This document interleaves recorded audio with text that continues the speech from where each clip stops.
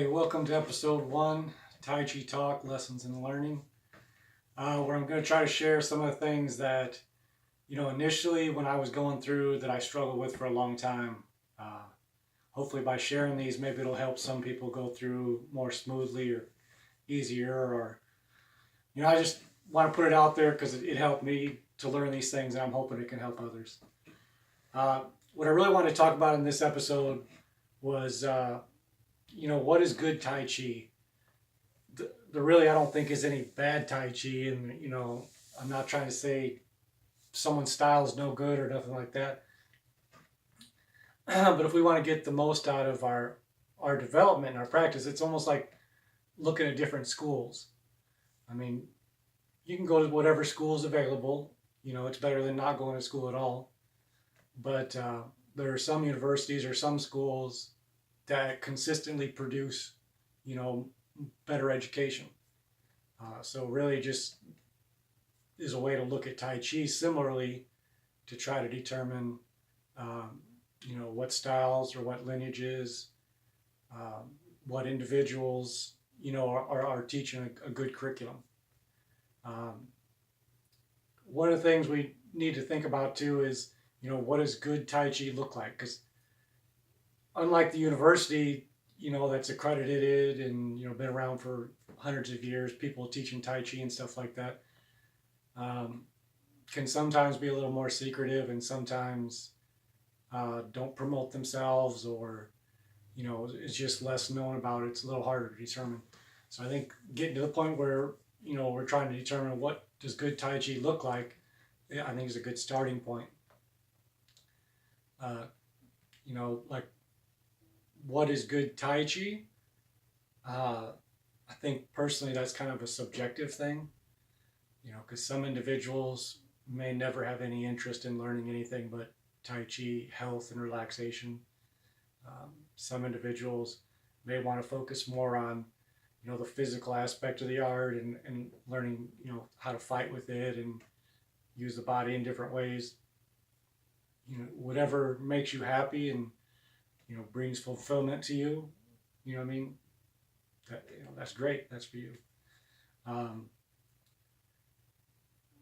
So it's hard to determine what is, good Tai Chi in general, because it's kind of subjective to the individual, what they need or want out of it. We can also look at, what is the purpose of Tai Chi? And this is also varies widely by who you might talk to about it. I'll share my experience, from research and also being, trying to understand and being involved in the community. For me, the purpose of Tai Chi kind of has like 3 main components. It has to improve someone's quality of health. I think that's a good sign of what Tai Chi can do. Martial application or self-defense. To me, that's almost like the yang, to go with the health. I know there's sometimes people who would prefer to just focus on the health, which is great. But I kind of feel at a certain point, when your health starts to become sound, then bringing in the martial puts more kind of stress or pressure, and it makes the health aspect, like for me in particular, once I reach a certain state of relaxation and meditation, and if I want to continue to develop and evolve, bringing in the martial application, now can I keep that state of development and peace in confrontation? So you kind of up the ante in order to increase the level of relaxation and meditation and things like this. And then I think personally the third thing about Tai Chi, and to me, which is probably the most important, is spiritual development or spiritual awareness. If we're developing a good practice, our lives begin to change, our perception of life, people, reality begin to change, the feeling of connection to other people or to life, can open up. And really, that's probably the most valuable thing we can get from Tai Chi. So Can we develop those three things? That's really, for me, what it's all about.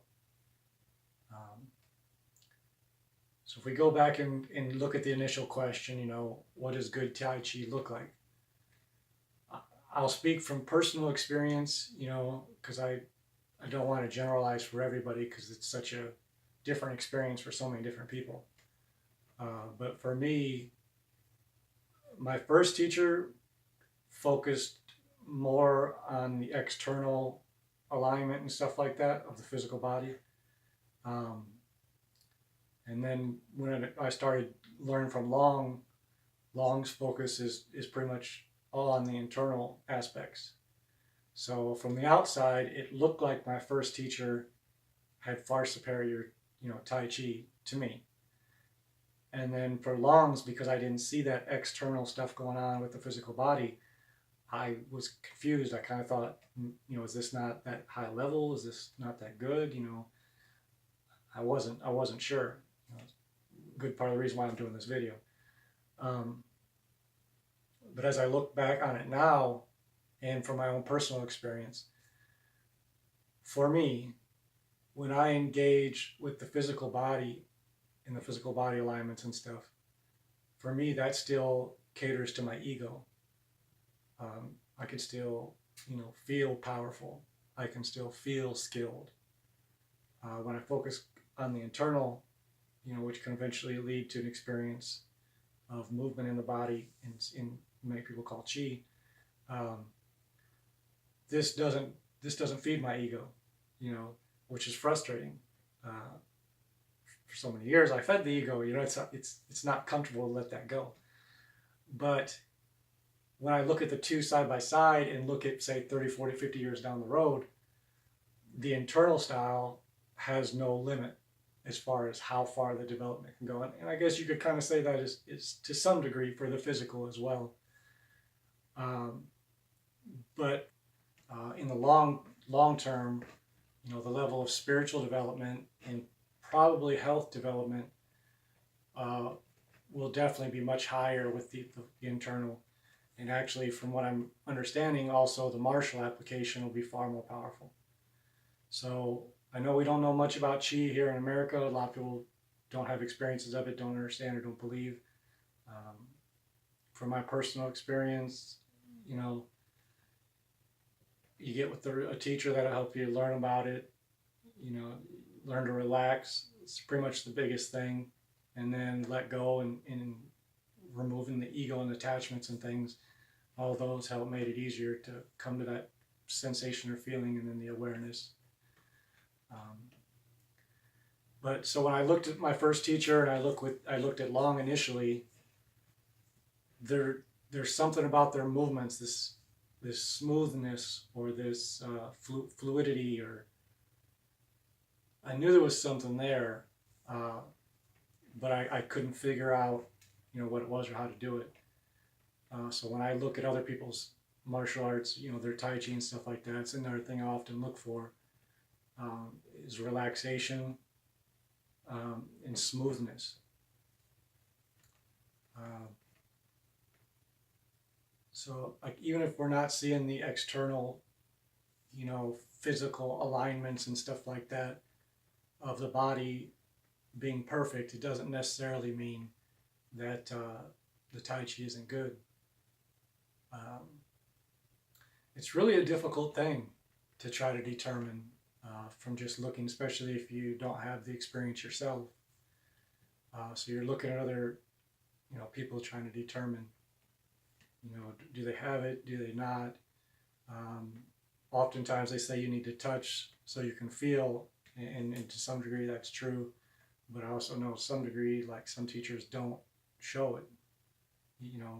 I was with Long for years before, I learned some of the other things he can do, or he actually showed me, how he does it.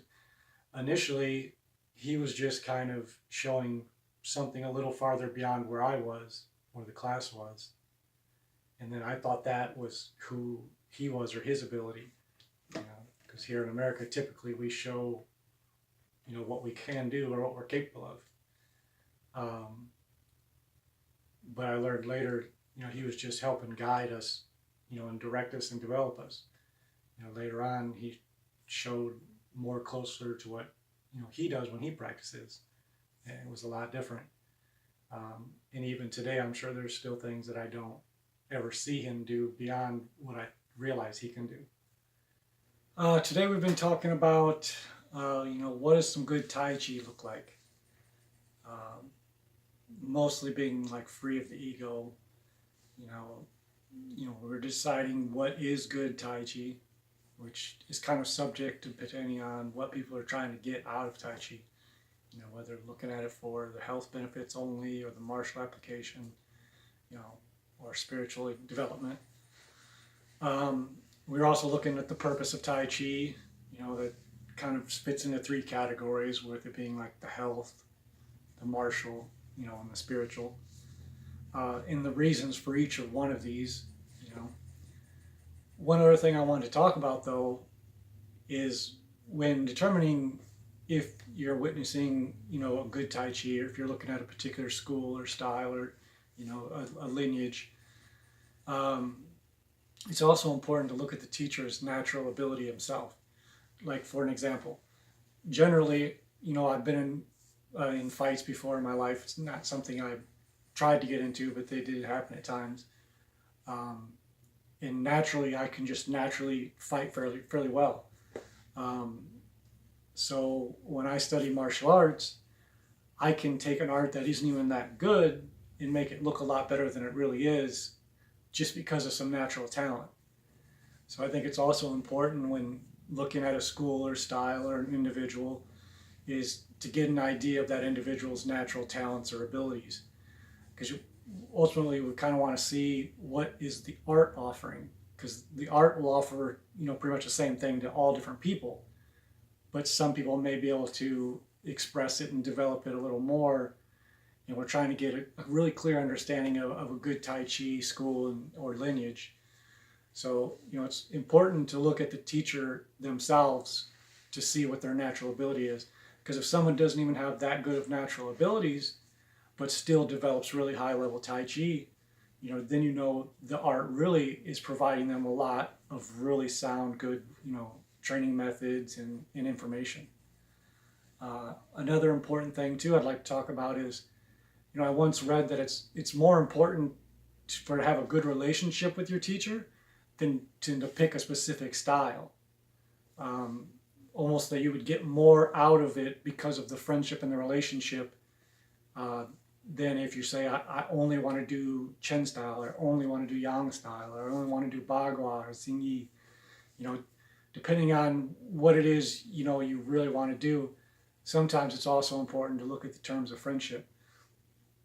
Like, me and Long, we have a good friendship even outside of the Tai Chi, which has kept me, even when I wasn't sure, if this was really, the really high level Tai Chi or good Tai Chi, when I was still confused and uncertain of myself, it still kept a close relationship just because we're friends. So, in those terms, it's really valuable. The other thing I kind of want to take a look at, this is something I don't see talked about too much. There's part of me that believes this has always been a part of Kung Fu culture or deep level development, but I never really ever see it mentioned or talked about. But personally, when we talk about getting involved with Qi, and many people will say they're not experiencing it, or they don't focus on that, or they don't believe it exists. Part of that had to do with relaxing, but a lot of, I think too, also, especially for us Americans, we're going to need to do a lot of internal cleaning.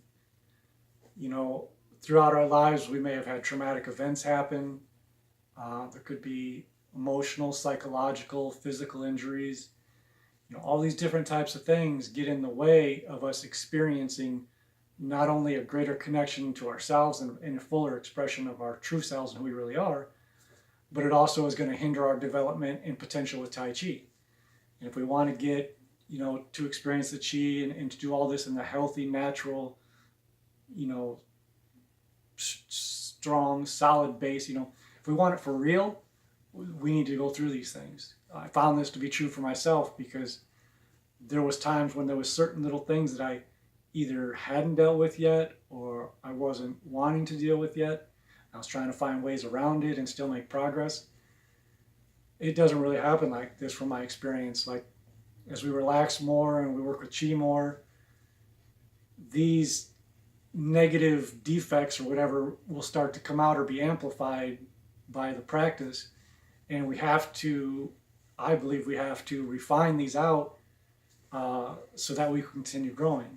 And again, I don't see this really talked about. Even with Long, me and him haven't really talked about these things, but if and when I ever do teach, it's definitely going to be a big part of the process. You know, I'm a recovering addict. I used to be addicted to drugs and had many bad things, going on. And through the process, I got involved with a group that had a set of principles for them, it was leading to a spiritual awakening. Luckily, these principles actually greatly benefit the development for Tai Chi. So for me, I would like to incorporate these in. And for anyone that's out there studying, I would highly recommend taking a look at these types of things because it greatly limits, I believe, our potential. Each one of these things is just one more thing you're carrying around that isn't being probably productive to relaxing, being at peace, feeling comfortable and confident with who you are, being successful, all these types of things. So it's sometimes hard to find, a good teacher, a good school and stuff like that. But my goal really is I really hope, we can increase the awareness and clearness of Tai Chi, especially here in America, so that as a whole, we can all raise up and grow. Because in order to make this, really appealing to more people, we have to develop ourselves even higher. Like I can tell people all day long how awesome and great Tai Chi is and how much it can help change their lives. But if I don't embody that and really become that, people just ain't going to do things just because I say something cool. So really need to develop ourselves to a higher level to create interest, I think, to create more excitement on the potential of what's there so people can see, and then I think it'll be much more likely to be willing to go through the process. Because if you focus mostly on the external physical body alignments and stuff, it's not bad. It's closer to American way of learning things. And it's difficult, but not too bad. But when you start trying to work on the internal, this is much more difficult. Requires a lot more probably commitment. Because you're going to have, from my personal experience, it's a kind of almost consistently needing to deal with, face, and work on my things that I really don't want to deal with. Like whatever my weaknesses are, these are what I'll need to be working on. Whatever my fears and things are, these may be things that I'm going to have to face and come to grips with and work through and let go. So it's a deeper kind of development and commitment, but the potential there is far greater. I think that's really what the great thing about Tai Chi is, lifelong development without end. And it only improves our quality of life and, gives us self-defense, martial capabilities, improves our health, allows us to help others. It's just a really, really cool thing. And I think America could really benefit from it now. So if you're out there and you're looking for a good Tai Chi, it's not easy. That's one of the reasons why I think people often fall back to lineage, just because it tries to make it a little bit easier, but it's not guaranteed. There are people out there outside of lineages that can develop great and got good teachings. And there's people within lineages that maybe had access to some of the things but didn't take advantage of it. So, take a look at the individuals practicing and try to get a grips of the smoothness and the fluidity, this almost like a partial element of water or something like that. I think that's a good sign. Lack of ego, good quality character, seem to be happy, peace, relaxation, these types of things. and check them out. All right, take care, guys.